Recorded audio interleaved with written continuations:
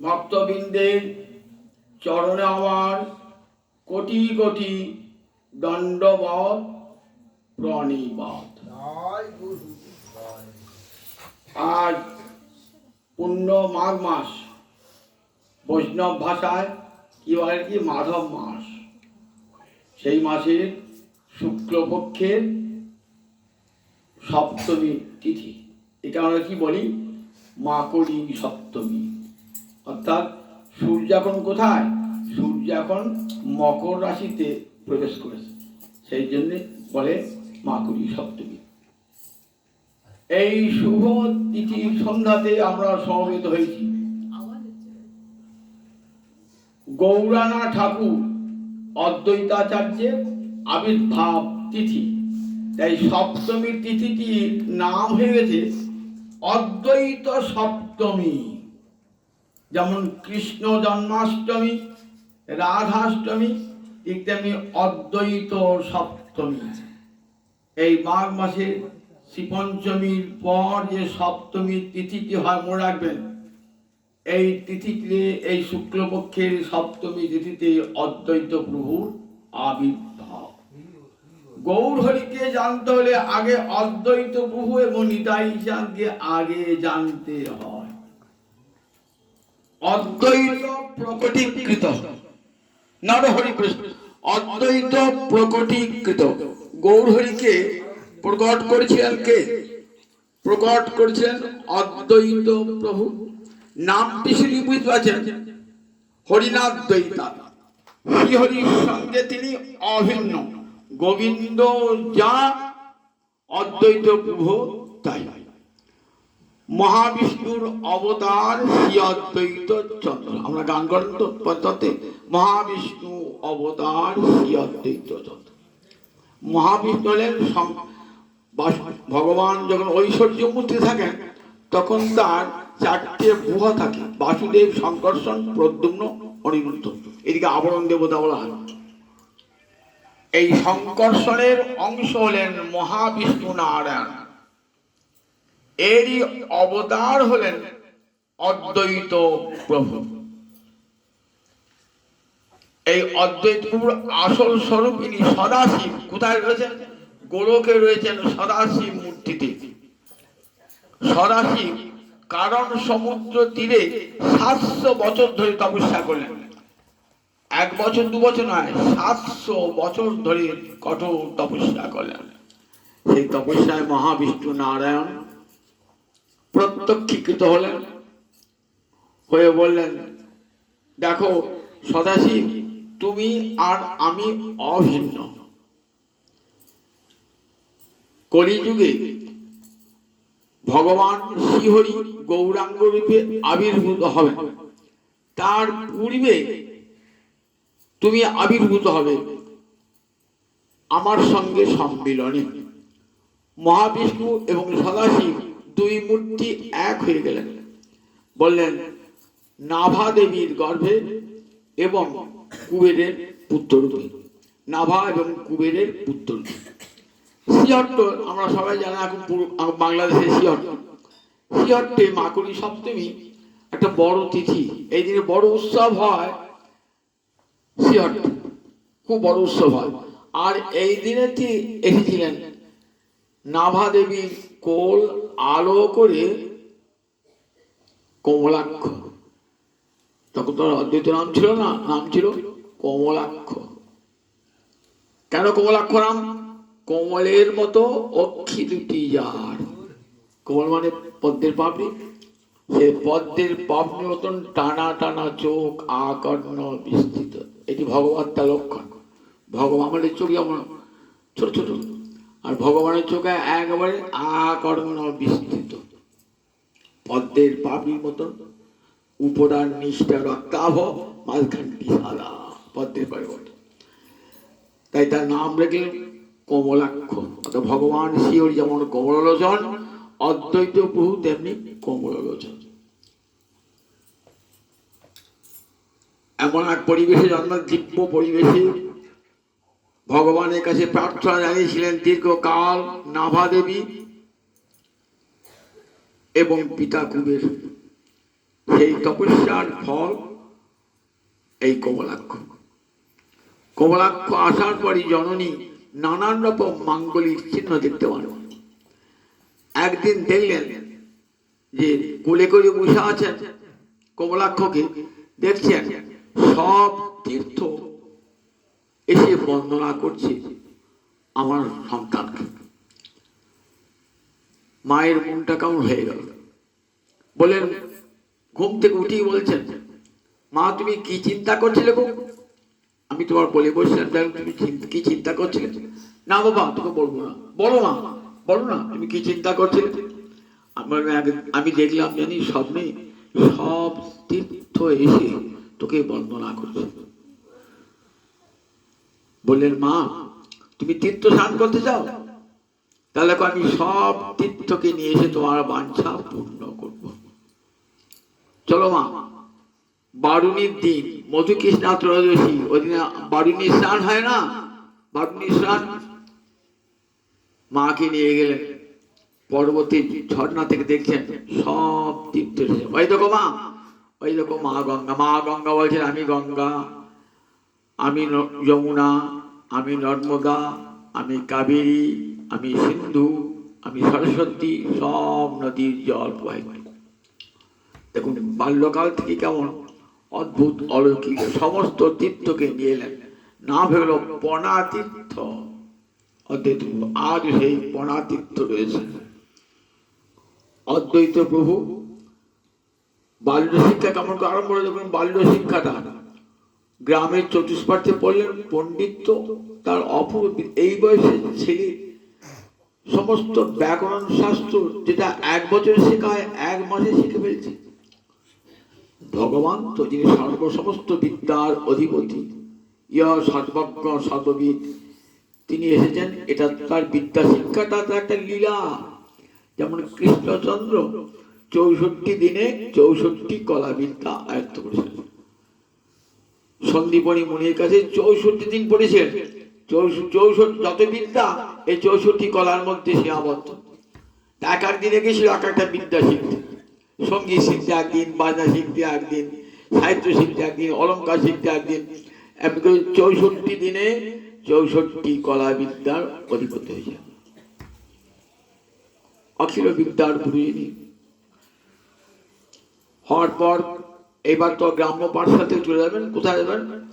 এলেন ফুল্লবাটি, শান্তিপুরের কাছে ফুল্লবাটি বলে একটা জায়গা, এখন যাকে আমরা ফুলিয়া বলি। সেখানে এক বেদজ্ঞ পণ্ডিত থাকতেন, তার নাম শান্তাচার্য। সেই শান্তাচার্যের চতুষ্পাটিতে ভর্তি হলেন। অবাক হয়ে গেলেন যে 4টি বেদ অধ্যয়ন করতে কত সময় লাগে, আর অতি অল্প সময়ের মধ্যে 4 বেদ অধ্যয়ন করে ফেললেন। গুরুদেব তো অবাক বিস্ময়ে। বহু ছাত্র পড়িয়েছি, কিন্তু এমন মেধার শক্তি কারো দেখিনি। শুধু মেধা নয়, সেই সঙ্গে প্রচন্ড গুরু ভক্তি, দুটের সমন্বয়, পাণ্ডিত্য এবং ভক্তি। গুরু ভক্তি কৃষ্ণ ভক্তি মহাসম্মেলন করেছে। গুরুদেব পরম হরিভক্ত। একদিন স্নান করতে যাবেন, একটা সরোবরের পাশ দিয়ে যাচ্ছেন। সরোবরে সুন্দর সুন্দর পদ্ম ফুল ফুটেছে। কিন্তু জানেন আমরা, যেখানে পদ্ম ফুল ফোটে না, সেখানে এক প্রকার কপুরা সাপ থাকে, তাকে পদ্ম গৌর সাপ বলে। সমস্ত সরোবর ঘিরে থাকে, পদ্ম ফুলের ডাঁটায় জড়িয়ে থাকে। এত কপুরা সাপ, কেউ সেখানে নামতে পারে না। কিন্তু পদ্ম ফুলগুলি এত সুন্দর না, গুরুদেবের অন্তরে ইচ্ছা জেগেছে ওই পদ্ম ফুল দিয়ে আমি গোবিন্দ সেবা করব। কিন্তু কোন ছাত্র, কোন শিষ্য ওই সরোবরে নামতে সাহস পাচ্ছেন না। কিন্তু কমলাক্ষ বললেন, প্রভু আপনি আদেশ করুন, আমি ওখানে সরোবর থেকে পদ্ম বলে নিয়ে আমরা বাঞ্ছা পূর্ণ করবো। যাবে তুমি? ভয় সাপ পারবো না। না প্রভু, জয় গুরু বলে সরোবরে ঝাঁপ দেবো। জয় গুরু বলে সরোবরে ঝাঁপ দিলেন। জগৎকে দেখালেন গুরু কৃপায় কি না হয়। কত সাপ, সেই সাপের মুখ থেকে নিয়ে এলেন পদ্ম, এনে গুরুদেব গেলেন। গুরুদেব বললেন কতদিনের বাঞ্ছা ছিল আমার যে এই পদ্ম ফুল দিয়ে গোবিন্দ সেবা করবো, আজ তুমি আমার বাঞ্ছা পূর্ণ করলে। তোমাকে যে আমি বেদ পড়েছি সেই বেদ পড়ার সার্থক হোক। আজ থেকে তোমার উপাধি হলো বেদ পঞ্চানন। পরম পণ্ডিত বেদ পঞ্চানন এসে কি করেন, শান্তিপুর থেকে জন্মেছিলেন সিংহট্টে নবগ্রামে, সেখান থেকে পিতামাতা উঠে এলেন কোথায়, শান্তিপুরে। শান্তিপুর থেকে নবদ্বীপ একটা চতুষ্পাঠী খুলে সেখানে পড়াতে লাগলেন, ছাত্র পড়াতে লাগলেন। ছাত্র পড়ান, গীতা ভাগবতের ব্যাখ্যা করেন। দেখলেন নবদ্বীপ এত পণ্ডিতের জায়গা, কিন্তু কোথাও হরিনাম হরি সংকীর্তন কোথাও হয় না, কোথাও হরিনাম হয় না। সেখানে ব্যাকরণ পড়ানো হয়, ন্যায় পড়ানো হয়, অলঙ্কার পড়ানো হয়, ছন্দ পড়ানো হয়, বেদান্তাদি শাস্ত্র পড়ানো হয়, কিন্তু কোথাও হরিনাম নাই, হরি কথাও নাই। মনে বড় ক্ষোভ হলো অন্তরে যে হরিনাম ছাড়া জগজ্জীবের মুক্তি নাই। আচার্য শঙ্কর এত বড় পণ্ডিত, যার পাণ্ডিত্যের আলোকে গোটা ভারত আলোকিত, সে আচার্য শঙ্কর শেষকালের ছাত্রদের কি বলেছিলেন, ভজ গোবিন্দাং ভজ গোবিন্দাং ভজ গোবিন্দাং মুহুরমতি প্রাপ্তে সন্নিহিতে মরণে নহি নহি রক্ষতি ডুক্রিং করণি ভজ গোবিন্দাং ভজ গোবিন্দাং ভজ গোবিন্দাং মুহুরমতি। নিজের ছাত্রগণকে শিষ্যগণকে বলছেন, দেখো ব্যাকরণ আদি শাস্ত্র পড়ে মৃত্যুকে জয় করা যাবে না। এই প্রাকৃত জগতে খ্যাতি যশ প্রতিষ্ঠা অর্থ লাভ হবে, কিন্তু ভগবানকে কোনোদিনই পাওয়া যাবে না। ভগবানকে পেতে হলে কৃষ্ণ নাম করো, ভজ গোবিন্দং ভজ। অভিন্ন তনু অদ্বৈতং হরিণাদ্বৈত আচার্য ভক্তি সংসনা, শিহরির সঙ্গে তিনি অভিন্ন তনু, তাই তাকে বলা হতো অদ্বৈত। দেখেন পঞ্চতত্ত্বে মাসি তত্ত্বকে তো কি থাকে, অদ্বৈত, গৌরহরি, নিতাই চাঁদ অদ্বৈত, শিবাস গদাধর। এর মানে তুলসী পাবেন কোন তিনজন, গৌরহরি, নিতাই চাঁদ, অদ্বৈত। কারণ তিনজনই বিষ্ণু তত্ত্ব, তিনে এক, একে তিন, ভিন্ন ভেদ নাই। তিনই বিষ্ণু তত্ত্ব, তিন রূপে এসেছেন লীলা করবার জন্য। তেমনি গৌরহরির চরণে যেমন তুলসী, অদ্বৈতের চরণ তুলসী, নিতাই চাঁদের চরণ তুলসী। কিন্তু শিবাস এবং গদাধর এরা ভক্ত তত্ত্ব, এদের তুলসী যাবে না। তাহলে অদ্বৈত প্রভু শিহরির সঙ্গে অভিন্ন। আবার ভক্তি শাস্ত্রের উপদেশ দান করতেন বলে তাকে কি বলা হতো, আচার্য। আচার্য কাকে বলা হতো, যারা নিজে আচরণ করে শিষ্যকে ছাত্রকে উপদেশ দান করতেন, তার কি বলতো আচার্য। আগেকার দিনে আচার্য বলতেন, গুরুকে কি বলতেন, আচার্য।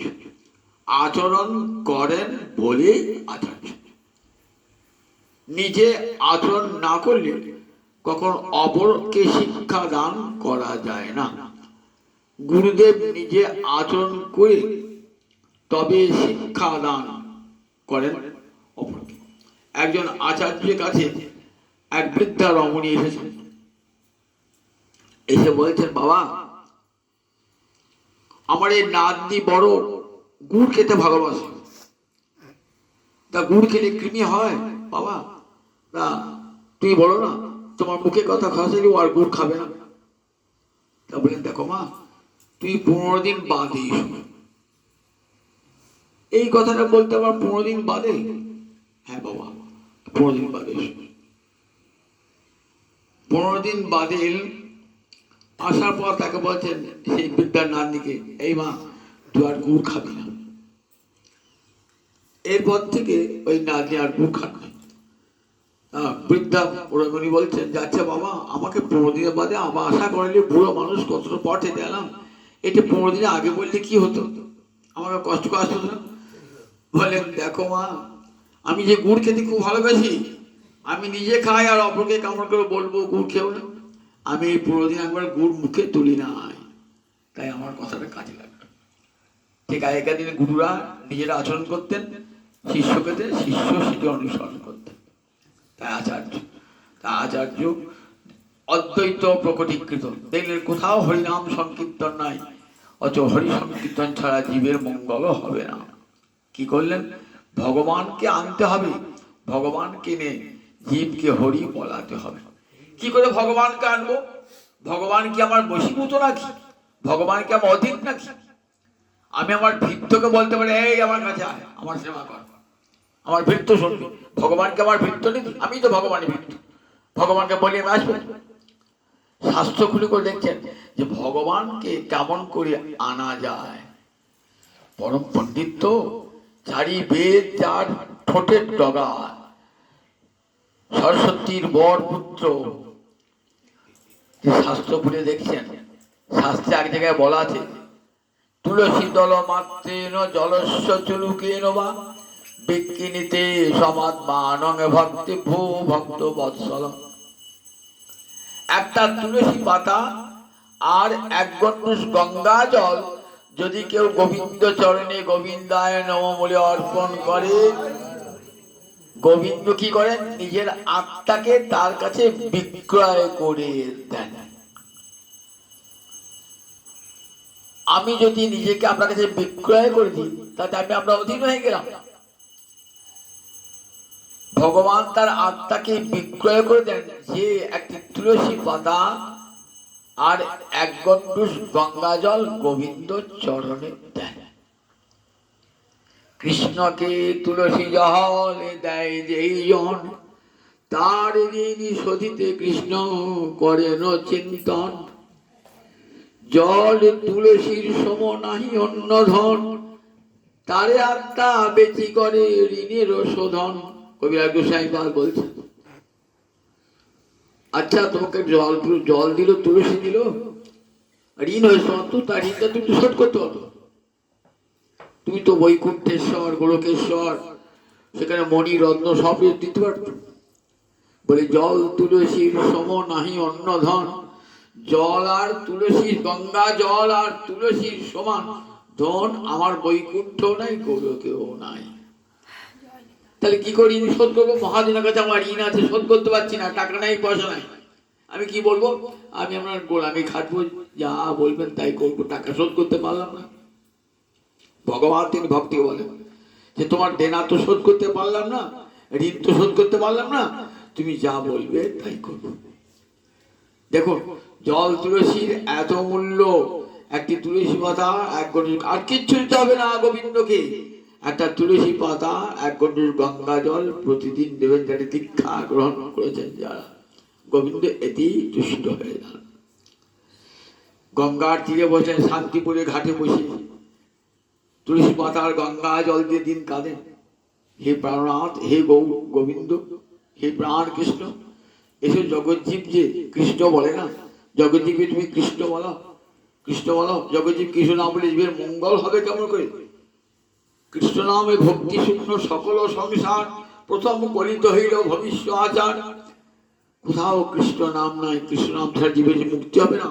শাস্ত্রে বলেছেন তো, বিনা কৃষ্ণ নামে জীবের মুক্তি হবে না। দেখছেন দম্ভ করি বিশ্বহরি পূজে কঞ্জনে, মঙ্গল চন্দ্রের গীত করে জাগরণে। মঙ্গল চন্দ্রের গান গাইছে, বিশ্বহরি পূজা করে, মনসার পূজা করছে, দম্ভ করি বিশ্বহরি পুজো করছে, অহংকার দেখে খরচ করলাম মনসা পূজা, দম্ভ করে বলছে। ধন নষ্ট করে পুত্র কন্যের বিবাহ, পুত্র কন্যের বিবাহতে ধন নষ্ট করে, যজ্ঞ রজ্ঞ ভূত প্রেতে পূজা করে, কিন্তু গোবিন্দ সেবায় একটি পয়সা খরচ করে না। কলির মানুষ এমনই নেই। বলে এই কলির মানুষের গতি কি হবে যদি কৃষ্ণ নাম না করে? শাস্ত্র খুলে রেখেছেন যে কলিকালী জীবের একমাত্র সুখদেব হরিদ্বারে ব্রহ্মকুণ্ডের তীরে কি বলেছেন? ধ্যায়তো বিশান স্পংস, বলেন বলেন কীটে যত ধ্যায়তো বিষ্ণু ত্রেতায়াং যজতো মখৈ, দাপরে পরিচর্যায়াং কলম তদ হরি কীর্তনা। এক একটা যুগের তো এক একটা ধর্ম আছে। কৃত যুগ সত্য যুগে ধর্ম কি? ধ্যান। ধ্যানে দ্বারা মুক্তি পেয়েছে।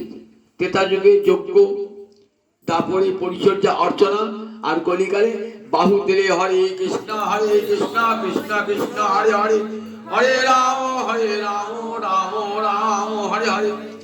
এছাড়া জীবের মুক্তি হবে না কলিকালে। তাহলে কলিকালে হরিনাম দেবে কে? স্বয়ং ভগবান শ্রী হরি না এলে হরিনাম যাবে না। নয়ন জলে ভাসেন আর অদ্বৈত একটি করে তুলসী পত্র ভাসে। সেই তুলসী পত্র ভাসতে ভাসতে গিয়ে কোথায় উজানে ভাটিতে যায়, তো আপনি কিছু ফেললেন, নদীতে ফেললেন, ভাটিতে কিছু উজানে কেউ যায়? কিন্তু কি আশ্চর্য, সেই তুলসী পাতা উজানে গিয়ে মা শচীর গর্ভকে প্রদক্ষিণ করছে। তখনই বুঝলেন যে আমার আনা ঠাকুর এই শচী গর্ভে আবির্ভূত হবে। ফাল্গুনী পূর্ণিমা। মহাপ্রভু যে কত বছর বয়সে বড়? 52 বছর। 1434 খ্রিস্টাব্দের মাঘ মাসের শুক্লপক্ষের সপ্তমী তিথিতে অদ্বৈত প্রভু আবির্ভূত হয়েছিলেন। আর মহাপ্রভু 1486 খ্রিস্টাব্দে ফাল্গুনী পূর্ণিমা। তাহলে 52 বছরের বৃদ্ধ, 52 বছরের বড় মহাপ্রভু যে শচী দেবীকে প্রণাম জানালেন। শচী দেবী না না না, আমি প্রণাম, আমি প্রণাম পারি, বৃদ্ধ ব্রাহ্মণ প্রণাম পারি। এই শচী দেবীর গর্ভেই আগে আগে 8টি গর্ভ নষ্ট হয়ে গেছে। নবম গর্ভে বিশ্বরূপ এসেছেন, দশম গর্ভে আসবেন গৌরহরি। যথাকালী জগন্নাথ বিশ্ব শচী দেবীকে দীক্ষা দান করলেন। গৌরহরি জন্মগ্রহণ করেছেন, কিন্তু দুগ্ধ পান করেন না মায়ের। ডেকে নিয়ে এলেন জগন্নাথ মিশ্র অদ্বৈত গুরুদেবকে, কেন সন্তান দুগ্ধ পান করছে না? সত্যি তো, দীক্ষা দিলাম, মানে অদীক্ষিত ব্যক্তি জিনিস খায় না, কিন্তু দীক্ষা দিলাম। কাছে গেলেন, তখন ছোট্ট শিশু যেন বলছে অদ্বৈত দীক্ষা দানের পূর্বে কর্ণশুদ্ধি করবার জন্য হরে কৃষ্ণ কৃষ্ণ কৃষ্ণ হরে হরে, হরে রাম রাম রাম হরে হরে মহামন্ত্রিত হয়। কৃষ্ণের বীজ মন্ত্র দেওয়ার পূর্বেতে, কাম গায়ত্রী কামগীত দেওয়ার পূর্বেতে হরে কৃষ্ণ মহামন্ত্রিত হয়। তাহলে কর্ণ শুদ্ধ হয়। যদি নামবিহীন মন্ত্র দেওয়া হয় তাহলে সেই মন্ত্র ফলবান হয় না। তাই তুমি দীক্ষা দিয়েছো কিন্তু হরিনাম দাও না। মায়ের কেন হরিনাম দিলেন? এইবার সন্তান দুগ্ধ পান করবে। দেখো, সেই গৌরানা ঠাকুর অদ্বৈত প্রকটীকৃত নরহরি প্রশ্ন অদ্বৈতের কৃপায় গৌরানা ঠাকুর এলেন। কিন্তু ঠাকুরটি আমার আনা বটে কিনা অদ্বৈতের সন্দেহ যাচ্ছে না। অদ্বৈত ভাবলেন ঠাকুরটি উল্টি আমাকে সে প্রণাম করছে। ভাবলেন আমার আনা ঠাকুর যদি হয় তাহলে তো আমার প্রণাম, আমাকে প্রণাম করবে কেন? বড় হয়েছেন, পড়াশোনা করেছেন, আর অদ্বৈত ভাবছে আমাকে সে প্রণাম করেন কেন? তারা বিশ্বরূপ আমার কাছে পড়তো, বিশ্বরূপের সঙ্গে আসতো, আমাকে প্রণাম করে কেন? যেটা আমার নানা ঠাকুর হবে। একদিন কি করছেন, নিজ বাড়িতে বসে শান্তিপুরে নিজ বাড়িতে বসে পাঠ করছেন যোগ বাসিষ্ঠ রামায়ণ। এটা জ্ঞান প্রধান শাস্ত্র। বলছেন শিষ্যগণকে, বলছেন দেখো ভক্তি আর জ্ঞানের মধ্যে কোনটা শ্রেষ্ঠ জানো? জ্ঞান হলো শ্রেষ্ঠ। জ্ঞান না থাকলে ভক্তি হবে কেমন করে? যার জ্ঞান নাই সে অন্ধ ব্যক্তি। অন্ধ ব্যক্তির কাছে দর্পণ খুলে দিলে যেমন তার কোনো মূল্য নাই, ঠিক তেমনি জ্ঞানহীন জনের ভক্তি হয় না। মহাপ্রভু জানতে পেরেছে নিতাই চাঁদকে নিয়ে, চলো তো কোথায় যাবেন? নদী পার হয়ে এক তান্ত্রিকের বাড়িতে উঠলেন। সেখান থেকে মহাপ্রভু তান্ত্রিক দিকে মহাপ্রভুকে আশীর্বাদ করছেন, তোমার ভালো বিয়ে হোক, ভালো বউ হোক, ভালো ধন সম্পত্তি হোক। বলছে আমাকে এই আশীর্বাদ করুন, আমার যেন কৃষ্ণের মতি হয়। বলি দেখো এই যুবক বয়সে ওই আশীর্বাদ হয় নাকি? যুবক বয়সে এখন কি আশীর্বাদ দেবে? তুমি জানো ছেলে মানুষ তো। তারপরে দেখলেন তান্ত্রিকের আচার ব্যবহার দেখে দেখলেন এখানে বেশিক্ষণ থাকা যাবে না। নিতাই চাঁদকে নিয়ে ছুড়লেন কোথায়? একবার শান্তিপুরে। শান্তিপুরে গিয়ে দেখছেন জ্ঞান আর ভক্তির মধ্যে কোনটা বড়? অদ্বৈত বলেছেন যে জ্ঞান বড়। যে আসলে বসে অদ্বৈত জ্ঞান বড় বলছেন, সেটাকে তুলে নিয়ে এলেন। তুলে এসে পিঠে আঘাত করছেন পিঠে। তখন সঙ্গে সঙ্গে অদ্বৈত আচার্যের পত্নী সীতা ঠাকুরানী, দুই পত্নী তো সীতা আর শ্রীদেবী, নৃসিংহ ভাদুরীর দুই কন্যা সীতা আর শ্রীদেবী। একটা শুনলেন তো, সীতা সাক্ষাৎ দুর্গা, যদি মহাদেব হন অদ্বৈত প্রভু, সীতা দুর্গা শক্তি যোগমায়া, আর তারই প্রকাশ শ্রীদেবী। তখন বলছে দেখো বুড়া বিপ্র, বুড়া বিপ্র, রাখো রাখো প্রাণ, এই বুড়া বিপ্র মেরো না, মেরো না, কার শিক্ষা তুমি করো এত অপমান। আর অদ্বৈতকে হাসছেন, খুব আনন্দ করছেন, আনন্দ করছে। কেন? আজ আমি বুঝলাম এটা আমার আনা ঠাকুরই বটে, আমার নানা ঠাকুর। বলছে দেখ নারা, আসিতে হইল মোরে নারার হুঙ্কারে, তোর হুঙ্কারি তো আমি এসেছি পৃথিবীতে, আমার তো আসার প্রয়োজন ছিল না, তোরই হুঙ্কারে, তোর চোখের জলে কত চোখের জল ফেলেছিস, এসে জীবকে কৃষ্ণ নাম। আর তুই কিনা বলছিস জ্ঞান বড়? বলতে গেলে শাস্ত্রে জ্ঞান বড় না ভক্তি বড়? শ্রীমদ ভাগবত গীতা উচ্চকণ্ঠ বলেছেন ভক্তি বড়। অদ্বৈত খুব আনন্দ হচ্ছে, অদ্বৈত খুব আনন্দ, দেখ হ্যাঁ আমার আমার ঠাকুর বটে। কত পরীক্ষা, এইবার একবার পরীক্ষা হবে। কি পরীক্ষা? দেখুন মহাপ্রভুর মহাপ্রকাশ হয়েছে, মহাপ্রকাশ হয়েছে নব শিবাসের, শিবাসের যেখানে বিষ্ণু মন্দির, সে মন্দিরে বসেছেন বিষ্ণু ভট্টা, বিষ্ণু সিংহাসনে বসেছেন। 7 প্রহরী হবে, নিজেকে যার যা বাঞ্ছা পূর্ণ করছে, যার যা বাঞ্ছা পূর্ণ করছে। বলছে রামাই, শিবাস বলতে ভাই না রামাই, তুই গিয়ে অদ্বৈত সীতা না অদ্বৈত আজকে ডেকে নিয়ে একা।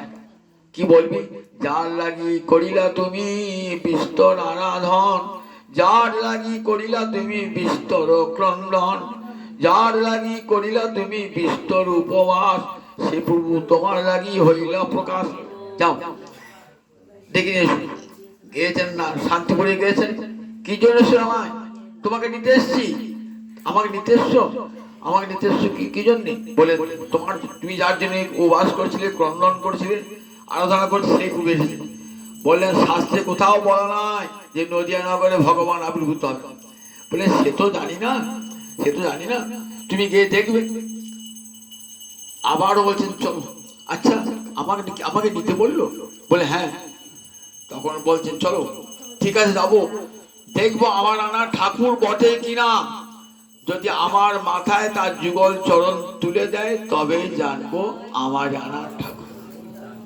শ্রী সীতা বলেন চলো, গৌড় পূজার সমস্ত সামগ্রী নিয়ে চলো। গৌড় পূজার সামগ্রী নিয়ে এলেন, এসে লুকিয়ে রইলেন নন্দন আচার্যের ঘরে। এখন নবদ্বীপে নন্দন আচার্য আছে, সেই নন্দন আচার্যের ঘরে লুকিয়ে রইলেন। বলছে বলগা, রামায়কে বলছে বলগা যে এলো না, না না এলো না, অদ্বৈত আচার্য এলো না। বলবেন মিছে কথা ভাবলেন, আমি ভাবলাম মিছে কথা বলতে হবে, যে গিয়ে দাঁড়িয়েছেন। তখন অদ্বৈত গৌরহরি বলছেন রামায়, নন্দন আচার্য ঘরে লুকিয়ে আছে নয় অদ্বৈত, তোকে বললো যে বলগা নিয়ে আসে, অদ্বৈত আসে নাই, যাও এখন ডেকে নিয়ে এসো। সঙ্গে সঙ্গে বলছেন প্রভু জানতে পেরেছেন তুমি এসে অদ্বৈত নন্দন আচার্য ঘরে লুকিয়ে আসো, চলো প্রভু। গিয়ে তখন দেখছেন বাবারে কি মূর্তি, কখন দেখছেন চতুর্ভুজ মূর্তি, কখন দেখছেন দ্বিভুজ মুরলীধর মূর্তি, মূর্তি দেখছেন।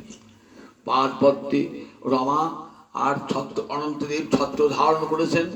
সমস্ত ঋষিরা মুনিরা সিদ্ধ পুরুষেরা তার স্তব করছেন, গঙ্গা দেবী চরণে পড়ে রয়েছেন। অদ্ভুত দৃশ্য দেখছেন। দেখলেন আমার আনা ঠাকুর। অদ্বৈত আচার্য কি করলেন?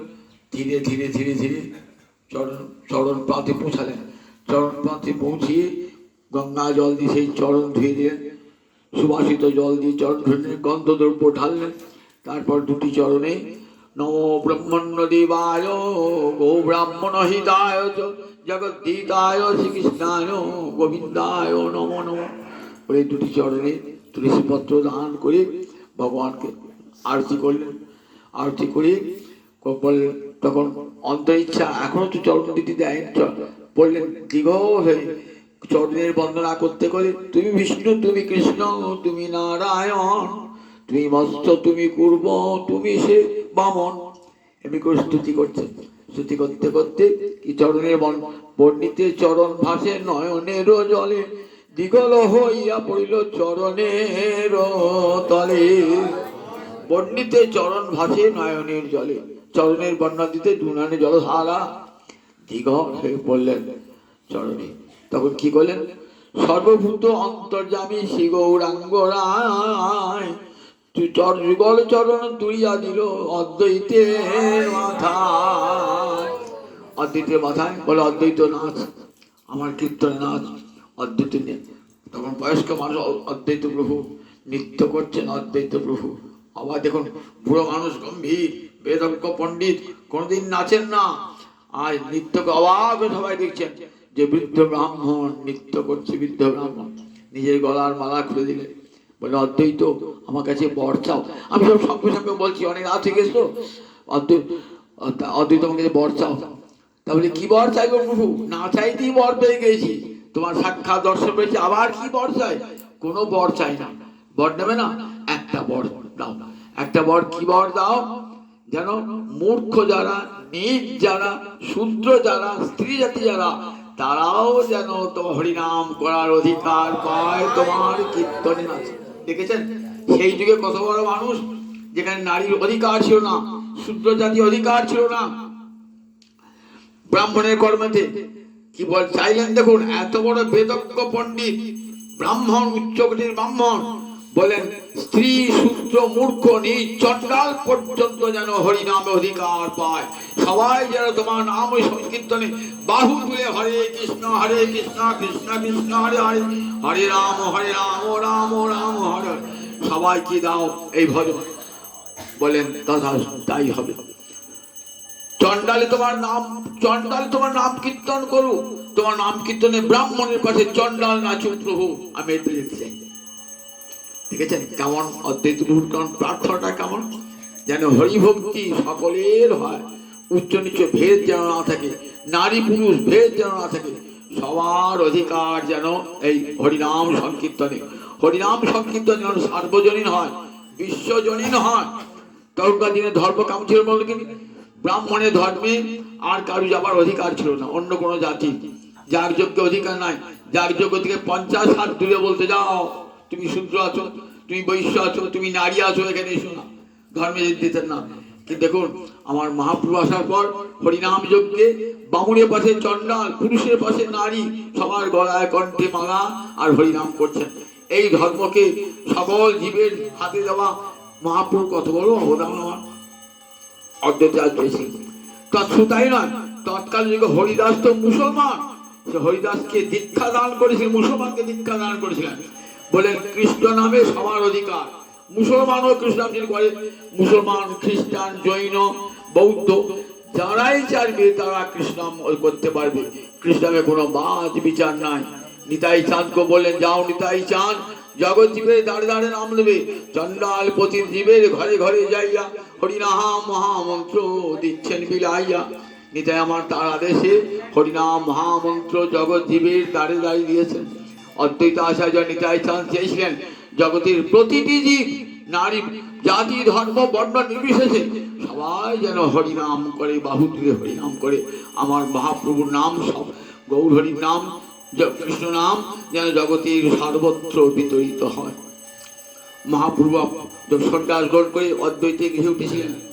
আবার দেখুন যখন মহাপ্রভু যখন পুরীধামে রয়েছেন তখন অদ্বৈত প্রভু যেতেন এবং মহাপ্রভুকে ভোজন করাতেন।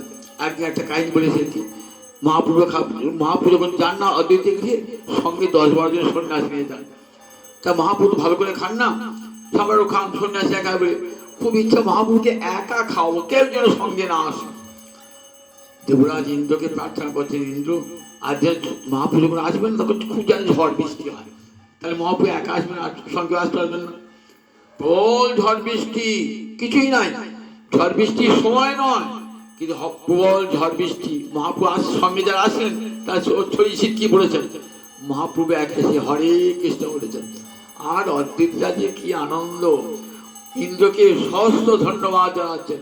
মহাপ্রভু অন্তর্যামী তো বলেন ইন্দ্রকে ধন্যবাদ জানাবা কিছু নাই, প্রণাম জানাবে, ইন্দ্রই তোমাকে প্রণাম জানাবে, তুমি সাক্ষাৎ সরাসরি। প্রথম চৈতন্য পূজা কে করেছিলেন? অদ্বৈত প্রভু।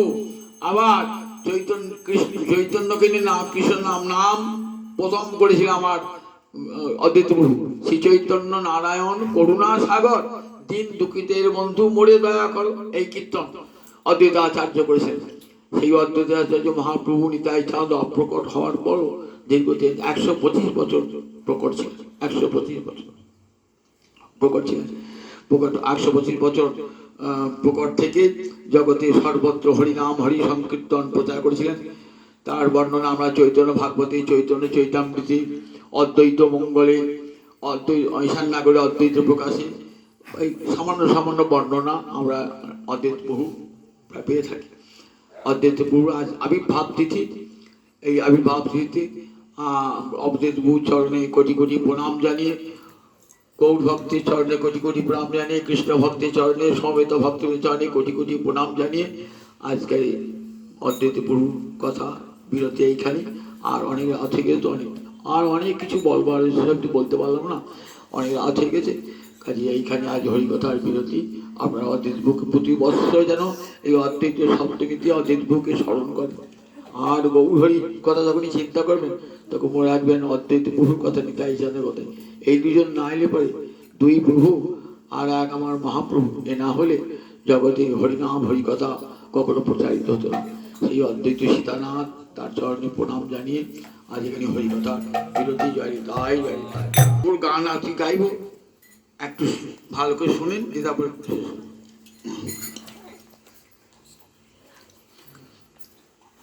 শান্তিপুরে মুড়ামারি, বৈকুণ্ঠের বাগানে খারি, শান্তিপুরের বুড়া করিয়া আনিল এক চারা,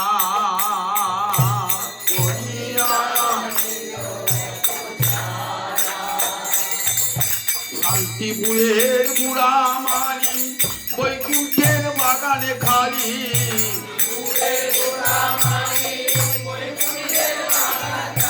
করিয়া আনিল এক চারা,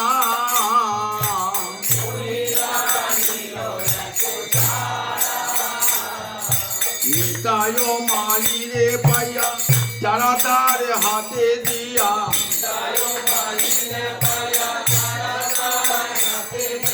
যতনে রকিতে কইল নারা,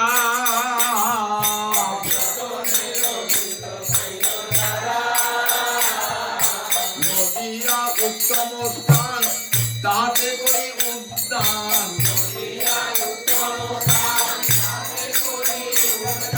রকিল চৈতন্য তরুমারি, রকিল চৈতন্য তরুমারি, আরে তরু দিনে দিনে থাকা পত্র অগণনে,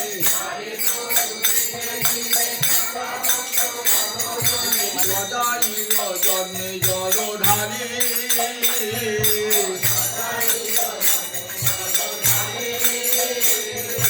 পাইয়া ভকতি জল নাম প্রেম দুই ফল,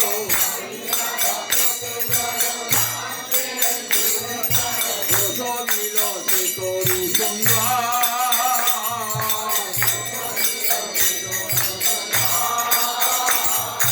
সেই দুই ফলের আসে জীব পাখি নিত্য আসে, বলা হয় করে নিরন্তর,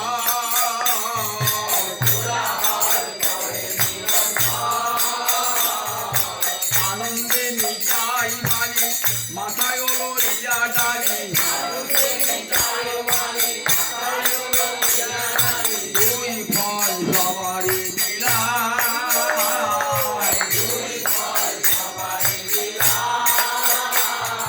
নাহি জাতি ভেদা ভেদ সবার মিছিল খেদ, নাহি জাতি ভেদা ভেদ সবার মিছিল খেদ,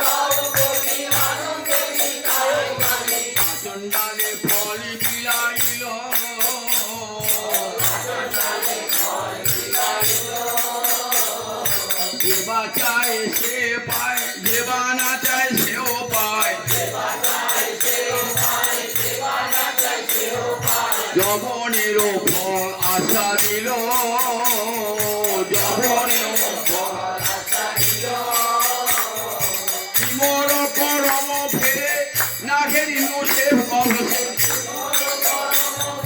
না হেরিনু সে তরুণে মোর করম ফেরে না হেরিনু সে তরুণে না হেরিনু সে তরুণে না চিনু সে মালি সে দয়া না চিনু সে মালি মোর করম ফেরে না হেরিনু সে তরুণে না চিনু সে মালি দয়া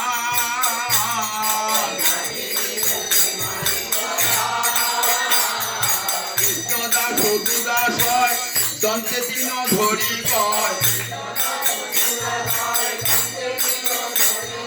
কৃষ্ণদাস দুদাস হয় দন্তে দিন ধরি কয় ধিক ধিক এ পোড়া কপাল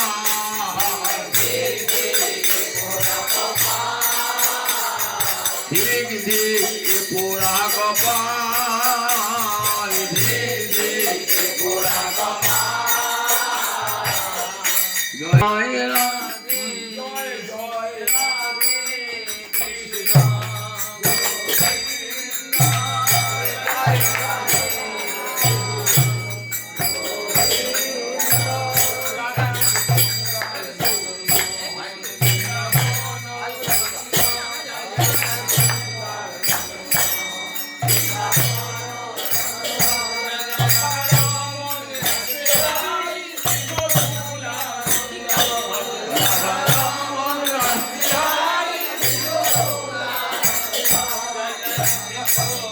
বিনোদিনী ভানুকুল চন্দ্র